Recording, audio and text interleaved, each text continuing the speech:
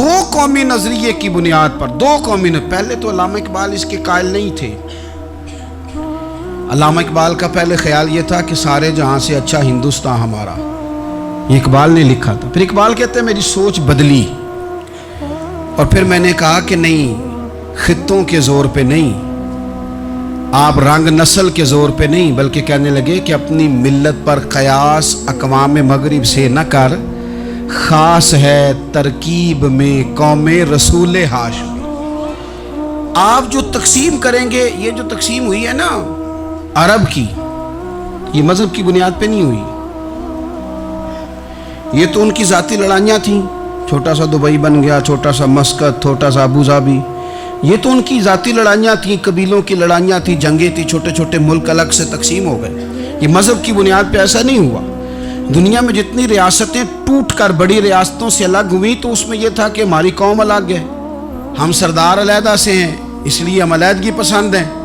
دنیا کے اندر دو ہی وطن ہیں جو دین کے نام پہ بنے، دو ہی اسٹیٹ ہیں جو اسلام کے نام پر وجود میں آئیں، پہلی مدینہ منورہ ہے اور دوسری پاکستان ہے۔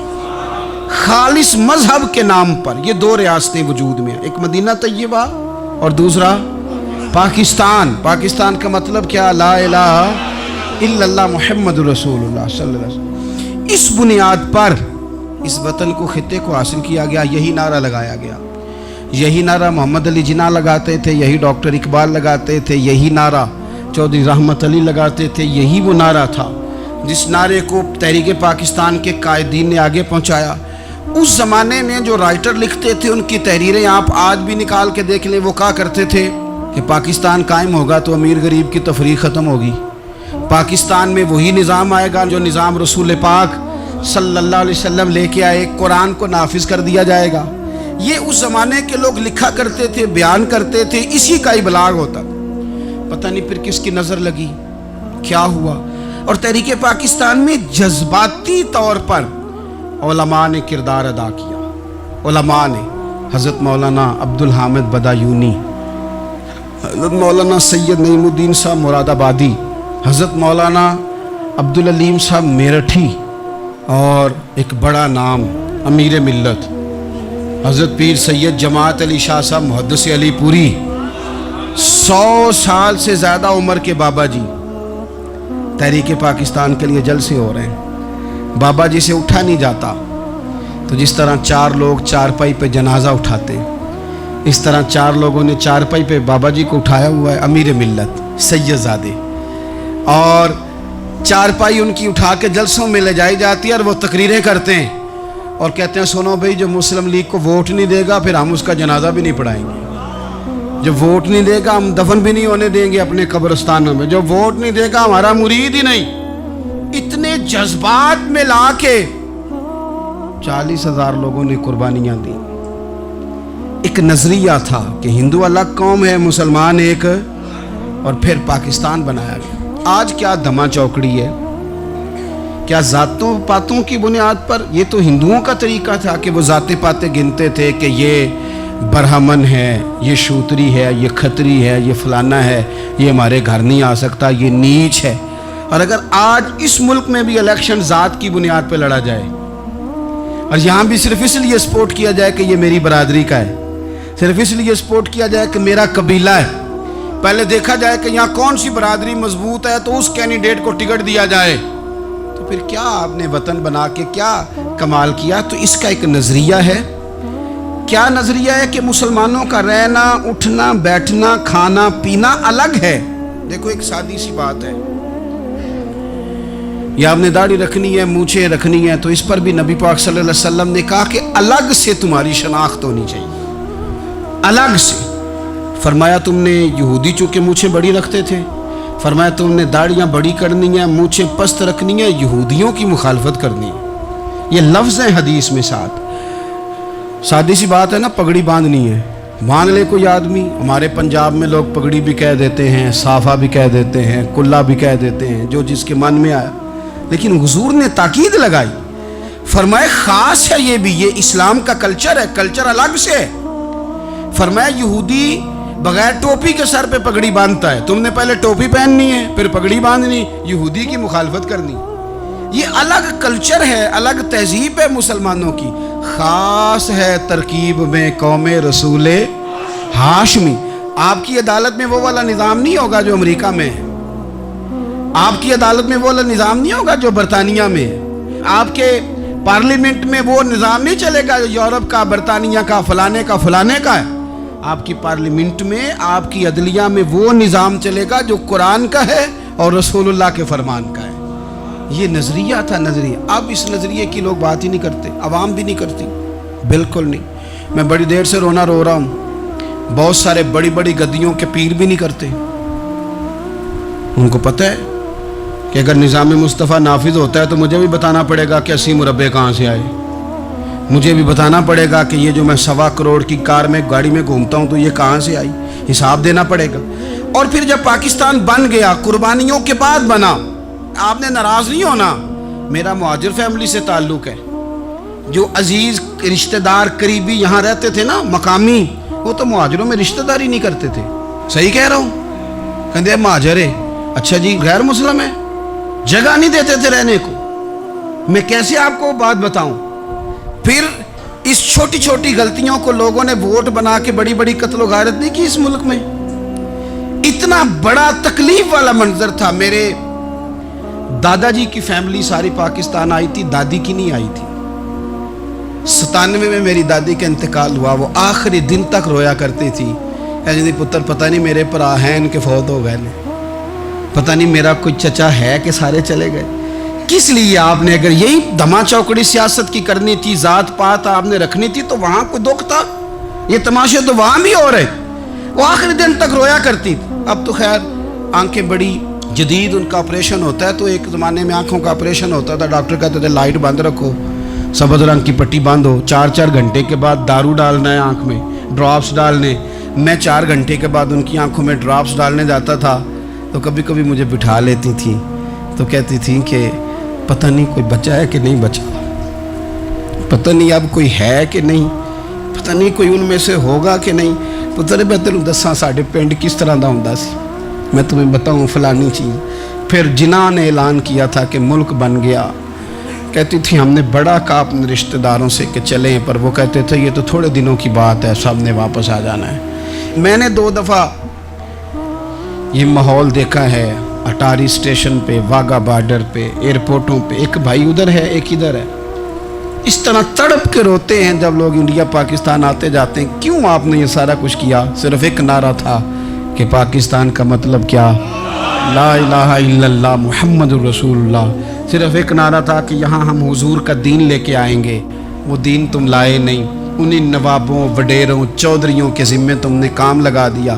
اپنے ملک میں حضور کے نظام کے لیے جد و جہد کریں، یہ بنا ہی نبی پاک کے نظام کے لیے، اس کا کوئی دوسرا حل ہو سکتا؟ کوئی حل نہیں، یہ حضور کے نظام کے لیے بنا ہے۔ 2-3 باتیں آپ کی خدمت میں عرض کرنی ہے جو آپ نے زیادہ غور سے سننی۔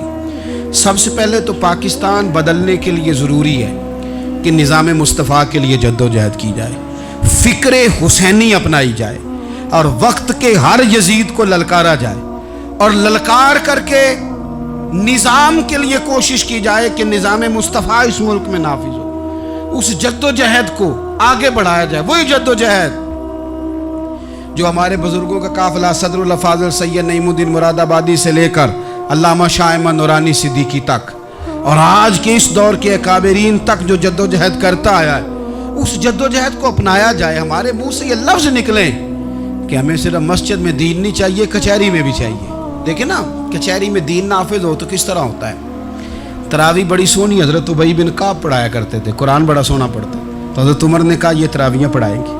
اب چونکہ قرآن اچھا پڑھتے تھے، اچھا سمجھتے تھے، تو حضرت عمر نے فرمایا چونکہ قرآن اچھا پڑھتے ہیں لہذا چیف جسٹس بھی انہی کو بنانا ہے، جن کو سمجھ ہو قرآن کیا کہتا ہے فلاں چیز کے بارے میں۔ تو قاضی القضاء، جج بھی حضرت ابی بن کعب کو بنایا۔ حضرت عمر پر ایک بندے نے مقدمہ کر دیا، حضرت عمر نے انہیں قاضی بنایا ہے، مقدمہ کر دیا۔ جناب عمر پیش ہوئے عدالت میں، پہلے تو وہ اٹھ کے کھڑے ہو گئے، پھر اس کے بعد مدعی نے جناب عمر سے کہا کہ آپ گواہ دیں۔ حضرت عمر کے پاس گواہ نہیں تھے، تو اس نے کہا ٹھیک ہے پھر آپ قسم دیں۔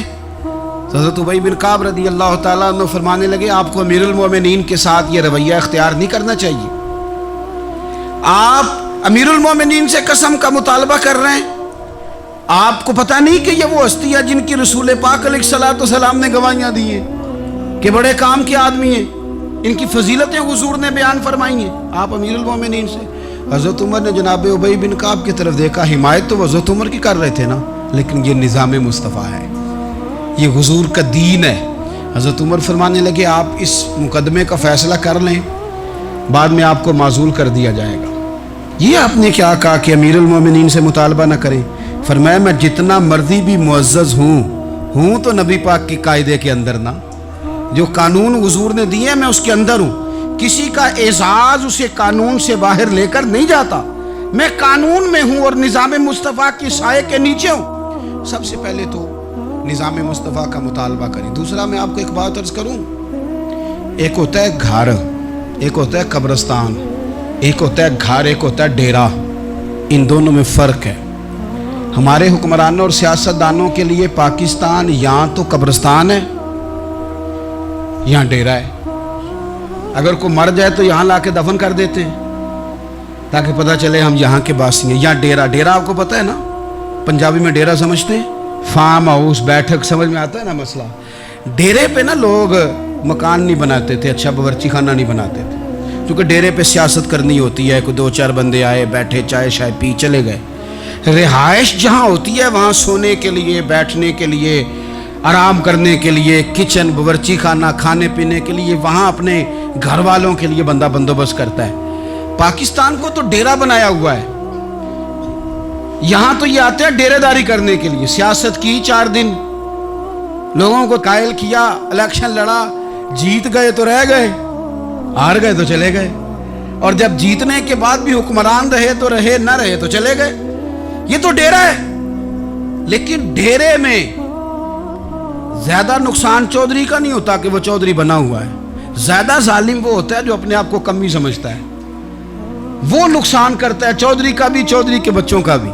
वो उसे तकब्बुर में मुब्तला करता है, वो उसको कहता है कि तू बादशाह सलामत, वो उसका दिमाग खराब करता है। इसलिए शेख सादी कहते थे बहुत सारे लोगों को उनके मुशीर तबाह कर देते हैं कि तू बल्ले बल्ले। तो पाकिस्तान इन लोगों के लिए या डेरा है या कब्रिस्तान है। घर तो मेरा और आपका है, लिहाजा हमने इसे घर समझना है, सिर्फ अपने घर को नहीं। हमारी गली भी हमारा घर है, हमारी सड़क भी हमारा घर है, हमारे पार्क हमारा घर है, पब्लिक प्रॉपर्टी सारी हमारी हैं। हमने हुक्मरानों का सिर्फ इंतजार नहीं करना, हमने रैपर देख के फेंकना है कि घर हमारा है। हमने सड़क पे कचरा देख के फेंकना है कि घर हमारा है। हमने इसके ज़र्रों से, इस वतन की मिट्टी से प्यार करना है। और ये आप छोड़ दें कि सिंध में फलाने की हुकूमत है और खैबर पख्तूनख्वा में फलाने की हुकूमत है, पंजाब फलाने का है और बलूचिस्तान फलाने का है। ये बातें आप छोड़ दें। खैबर पख्तूनख्वा भी दरवेशों का है, हज़रत बाबा अब्दुल रहमान का है, पीर ऑफमान की शरीफ का है खैबर पख्तूनख्वा, सिंध हज़रत अब्दुल्ला शाह गाजी का है, और पंजाब बाबा फरीद का है और दाता अली अजमेरी का है। तो मेरे अजीज़, सबसे पहले तो निज़ाम मुस्तफ़ा का मुतालबा करें, फिर इसकी सफाई में, सुथराई में, तामीर में, तरक्की में अपना किरदार अदा करें। तीसरी बात यह कि लोगों को ये बात समझाएं एक दूसरे को कि बहुत ज़्यादा खुद गर्ज ना बने, फ़कत अपने घर की फ़िक्र छोड़ दें। ये मिल्लतों का तरीका नहीं, कौमें इस तरह नहीं बनती। फ़कत अपने घर की फ़िक्र करना। ऐसी हवा चली है कि हर शख्स सोचता है तमाम शहर जले, बस एक मेरा घर ना जले। ये फ़िक्र छोड़ दें। देखें ना, हमें बताया गया, नबी करीम सल्लल्लाहु ताला अलैहि वसल्लम के फरमान ने बताया कि 40 घर आगे, 40 घर पीछे, 40 घर दाएं, 40 घर बाएं, ये तेरे पड़ोसी हैं। और सखावत तू कहाँ से शुरू कर? हुजूर ने जनाब अबू ज़र ग़िफ़ारी से फरमाया था कुछ ना हो सके तो शोरबा ही ज़्यादा पका लिया कर, इसी से पड़ोसियों का भला कर। अपने इर्द गिर्द थोड़ा देखें हम किसके कितने काम आ सकते हैं, और अगर किसी के घर में कोई परेशानी हो तो उसे ख़त्म करने की कोशिश करें। अगर हमारे दाएं बाएं कोई आदमी किसी गलत चीज़ में मुलव्विस हो तो दूर करने की कोशिश करें। क्यों भला? इसलिए कि पड़ोसी के घर की आग सिर्फ इसलिए नहीं बुझानी चाहिए कि उसका घर न जल जाए, पड़ोसी की आग इसलिए भी बुझा देनी चाहिए कि अगर उसके घर से आग ना बुझाई तो वो हमारे घर भी आ जाएगी। اگر ساتھ والے کے گھر کی آگ نہ بجھائی جائے تو وہ ہمارے گھر بھی آ جائے گی. اس لیے اس وطن میں جتنے گھر ہیں وہ سارے اپنے. ایک آخری بات آپ حضرات کی خدمت میں بڑی درد مندانہ میں نے عرض کر دی. درد مندانہ. اگر سیاستدان امیر کبیر ہمارا بھلا نہیں کرتے تو چلو ہم ہی ایک دوسرے کا بھلا کرنا شروع کر دیں, تھوڑا تھوڑا نفع کرنا شروع کر دیں. حضور علیہ السلام نے فرمایا لوگوں میں بہتر وہ ہے جو لوگوں کے لیے نفع مند ہو. اگر بہت زیادہ اونچے درجے کا افسر اگر ہمیں لگتا ہے اللہ ماشاءاللہ کہ وہ کرپٹ ہے, تو جہاں جہاں ہم بیٹھے ہوئے ہیں جس جگہ پہ, ان جگہوں پہ ہی ہم ایک دوسرے کا بھلا کرنے لگ جائیں. چلو مہربانی کرے ریڑھی والا یہ سوچ لے کہ میں نے وہ پھل نہیں لے کے جانا جو لوگوں کو بیمار کر دے گا. چلے سبزی والا یہ سوچ لے کہ یہ والی سبزی اب اتنی تباہ کن ہو گئی ہے کہ بیمار کرے یہ کام. چلو میڈیکل سٹور والا ہی مہربانی کرے کہ میں نے دعائیں صرف وہ لے کے آنی ہیں جو فائدہ مند ہیں. جو دعائیں ایکسپائر ہو گئی ہیں جن میں کوئی مسئلہ بن گیا ہے وہ میں نے کام نہیں کرنا. اور چلو کریانے والا ہی مہربانی کر دے, وہ بیسن ہی صحیح لے آئے یار, وہ والا نہ بیچے جو لوگوں کے لیے نقصان کا باعث. وہ بوتلیں اصلی بیچے نقلی نہ بیچے, کیونکہ وطن ہمارا ہے. آپ یقین کریں کہ میں اوپر کی بات نہیں کرتا, نیچے تک حال اتنا خراب ہے کہ آگے آگے جو پھل دکھانے کو لگائے ہیں وہ اور ہیں, اور ان کے پیچھے جو پڑے ہیں وہ اور ہیں. اتنا عجیب منظر, اتنی عجیب. میں اب تو چلیں کچھ احباب مجھے سفر کرا دیتے ہیں. ایک زمانے تک میں کرائے کی گاڑی میں سفر کرتا تھا. ایک صاحب کو میں نے ایک دفعہ بتایا کہ مجھے شیخو پورہ جانا ہے, کتنی دیر رکیں گے؟ میں نے کہا کہ ظاہر ہے جلسہ ہے, فارغ ہوگا تو آ جائیں گے. تو شیخو پورہ والوں نے بھی مجھے شیخو پورہ بتایا تھا, تو وہاں جا کے پتہ چلا کہ 10 کلومیٹر اندر جانا ہے. انہوں نے بریک لگا لی وہیں پہ, کہنے لگے جب 10 کلومیٹر اگے جانا ہے تو پیسے نویں طے ہون گے. گل شیخو پورے دی ہوئی سی. تو میں کوئی ایسا مسئلہ نہیں تھا, میں ہنس پڑا, پریشان نہیں ہوا. میں نے کہا بالکل ٹھیک ہے, آپ صحیح کہہ رہے ہیں, یہ آپ کی بات بالکل بجا ہے, آپ نے جو کہا وہ درست کہا. لیکن یار میں نے تو یہی سنا ہے کہ یہ شیخو پورہ ہے, تو 10 کلومیٹر تک تو بہرحال ایک شہر ویسے بھی ہوتا ہی ہے. یہ تو نہیں ہوتا کہ اس کی ایک باؤنڈری ہے کہ 1 کلومیٹر کے اندر شہر بند ہے. لیکن میں نے کہا کہ تیری سوچ نے ایک بات مجھے, اس دوست کو میں نے سمجھایا, پیارے تھے, قائل کیا. اور میں نے کہا تمہاری سوچ سے ایک بات میری سمجھ میں آئی ہے کہ ہم بڑے خود غرض ہیں. ہمیں صرف ہمارے حکمران نہیں لوٹتے, بس ہاتھ نہ پہنچے تو انگور کھٹے, ورنہ اگر پہنچ جائیں تو کوئی ایک طریقہ ہونا چاہیے کسی بندے کو کسی جگہ نیچے لے کے آنے کا کہ او ہو 10 کلومیٹر آپ نے تو یہ کہا تھا, اب کیسے بات ہوگی. میں نے انہیں کہا کہ کچھ بھی نہیں اس سے فرق پڑتا, اس سے کوئی فرق نہیں پڑتا. لیکن ایک زمانہ میں نے دور دیکھا, اور ایک دور میں نے وہ بھی دیکھا کہ مجھے ایک جگہ جانا تھا. اللہ اکبر.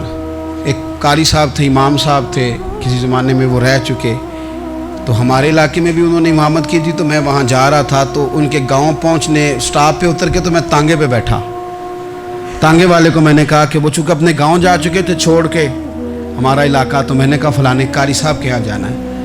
تو نیچے اتر کے, تانگے والا ظاہر ہے کار والے سے تو غریب ہی ہوتا ہے, تو میں نے اس تانگے والے سے کہا کہ میاں کرایہ کتنا تیرا بنتا ہے؟ کہنے لگا میں مولوی صاحب دے پرونے کو کرایہ نہیں لینا, اس لیے کہ انہوں نے ہمیں قرآن پاک پڑھایا ہے, اور انہوں نے ہمیں, اور پھر میں وہ تانگے والا, اس کے کپڑے, اس کی طامت, اس کا سارا کچھ سادہ.